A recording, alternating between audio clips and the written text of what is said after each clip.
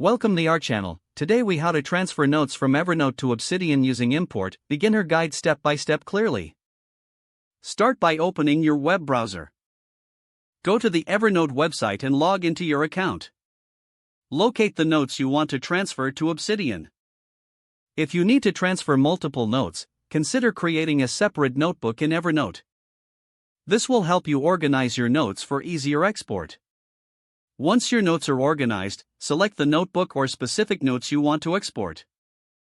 Click on File in the top menu. From the drop-down, choose Export Notes. Select the format for export, ideally as an ENEX file. Choose a destination folder on your computer to save the exported file. Click Save to complete the export process. Next, download the latest version of Obsidian from its official website. Install Obsidian by following the on-screen instructions. Open Obsidian once the installation is complete.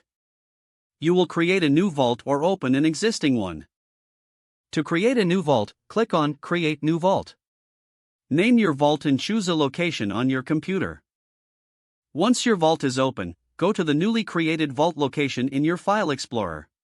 Open another window for where you saved the ENEX file from Evernote. Drag and drop the ENEX file into your Obsidian Vault folder. Now, you will need to install a plugin for importing Evernote notes. In Obsidian, go to Settings. Click on Community Plugins and then Browse. Search for the Import from Evernote, install the plugin and enable it. After installation, navigate back to the Settings. Look for the Import from Evernote option in the Plugins list. Select it and choose the ENEX file you imported earlier. Follow any prompts to complete the import process. Your Evernote notes will now appear in Obsidian.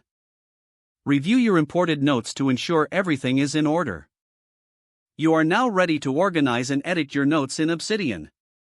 If the page does not load, refresh the browser or try again in a private or incognito window. Don't forget to like this video and subscribe to our channel for more step-by-step tech guides.